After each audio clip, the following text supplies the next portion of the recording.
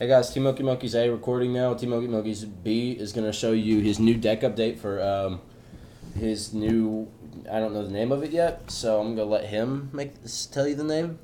I didn't really have a name. Like, I had originally Sin Blue Eyes and stuff like that in here, and like I guess it was like Sinless Dragons, Sinful Dragons, whatever. But I took the Sin stuff out, so it's basically just like Dark Hopeless. I guess I need to come up with a better name. But Yeah, if y'all have a better name, then give us an idea, and we'll give you a shout out for it if this deck gets good. yeah, okay. So we'll go ahead and go on to the deck. It's basically Hopeless with a lot more dark crap in it. I'll just do the extra deck first because it's small and pretty much easy to figure out. We got the double 5-headeds. They're pretty much Hopeless staple. We got 2 Chimera Techs because I side those, and we got Stardust because I run Starlight Road. There you go. Yeah, I do. I never run into it. Yeah, I know. As soon as when I had it originally the way it was before, like he ran into Starlight Road all the time, and now I never did it. But yeah, so we got Dad because I run a crap load of darks. We got 3 Dark Horse because it can be traded in, and it can be brought back with Darkness Metal and other shenanigans that make it good. We got Dark Creator because it's good, and there are a lot of darks engraved, so it's awesome. And Phantom of Chaos can copy the spec. We got Grepher, one of my 2 warriors in the deck. It pitches Darkness Metals, it pitches Norlaris, it pitches... That's really it, kind of. More targets for Dark Creator. We got the 3 Darkness Metals because it's a really broken card. If it could bring back another Darkness Metal, holy crap. So broken. I only got 2 Wyvern because I don't like hitting it and it's not dark, so I can't like pitch it with Greph or anything like that. But it's still good. It's still good. Arm Knight, mainly to pitch your future dead draws, aka Sky Scorch and Norlaris. But it's still good. It pitches more darks for Dark Creator too. So Phantom of Chaos, you can use them to abuse Darkness Metal more. You can use it to abuse Dad if you don't have too many darks engraved. Mainly it's for this guy, Sky Scorch and Norlaris. We'll get to that in a second. And Exploded Dragon, just because it's your monster removal. If you don't know what it does, if you attack into it, if you kamikaze this into something, you take no damage, and the monster that destroyed it is destroyed as well. So Sky Scorch and Norlaris.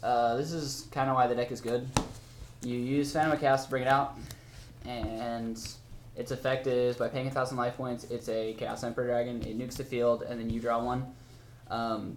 Which is pretty good because it makes your opponent top deck, especially if they're like overextending and stuff. And yeah. Yeah, when he says nuke, I mean it's everything. It's your field, it's your hand, it's everything you have. It nukes everything. Everything goes to graveyard. The opponent's stuck with nothing, and you know at least you get to draw one. So, I mean you're sitting there top decking while he can build his hand up faster than you can. So, I mean, it's alright. It beat me once with it. So, Bread and Butter card, we got Future Fusion. It's not as helpful in this deck because you remove too much, but, I mean, you can still pull it off. Just, if you don't get it early game, it's pretty much dead. Reasoning, it's, like, you got varied monster levels. Like, most of the time, most of your opponents, if they don't know what they're playing, they're going to call 4. But all they can really hit with 4 is Arm Knight, Greffers, Chaos. Phantom of Chaos, and Wyverns. So, that's not that big a deal. Like, imagine they call 4, and then you hit, like, a Darkness Metal that's a 10. Like, who's going to call a 10? Or they call anything else, and you get, like, a Dark Horse off of it, which is an 8. It's just a really good card. Burial, because it puts back stuff in your graveyard for more Darkness Metal abuse. Foolish, because it gets monsters in your graveyard for Darkness Metal abuse. Mainly use this for Wyvern, because you can't dump Wyvern with Greph or any of that. 2 DDRs because you remove from play a lot of stuff, and even like if you remove Grepher for Darkness Metal, you can pitch a card, get back Wyvern, keep it in defense mode or whatever, or attack with it, and now it's back engraved for more abuse. Allure because even if you remove something, you can always DDR it back. Like a good play first turn is like Allure, remove Darkness Metal, use DDR, pitch like Dark Horus, get back Darkness Metal, use Darkness Metal's effect, get back Dark Horus. Boom. It's just pretty great. Now you got like 5,800 points of damage right there. Triple trade-in, again, it can be used for, let's go through the targets here. A lot of big. We got the 2 Norlaris, we got 3 Horus. Yeah, we got the Dark Creator, we got the 3 Horus. So that's quite a bit of targets, especially with the recycling that you do. You can easily pull off trade-in. And even if you can't, you can pitch it for a lot of the different discarding stuff we got in here. Hand Destruction, just more draw power and dump your Norlarises. Card Destruction, same reason. It's really good to Hand Destruction. Let your opponent pick what they want in their hand. Now you know whether they have a weak hand or a strong hand depending on what they pitch. And then you activate Card Destruction. So now they chose what they wanted. And if you see them pitch good cards, then you know their hand is crap. But if you see them pitch bad cards and you're like, oh, I'll play card destruction to get their good cards out of their hand. It's also good if you're reading Gores. But Brain Control because it's staple, Trunade because it's just about staple, Heavy because it's staple, Cold Wave because Bottomless wrecks this deck and I don't run my body. Rhoda because like an early Arm Knight or early Greffer is good. Like you want to get off your Darkness Metals as quick as possible. Starlight Road even though you probably will never hit it. Call because it's good.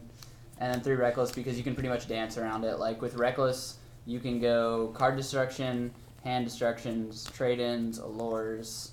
You can still reasoning. It's just crazy. You can do a lot of stuff. You can just pretty much dance around Reckless Greed. Yeah, it's pretty sweet.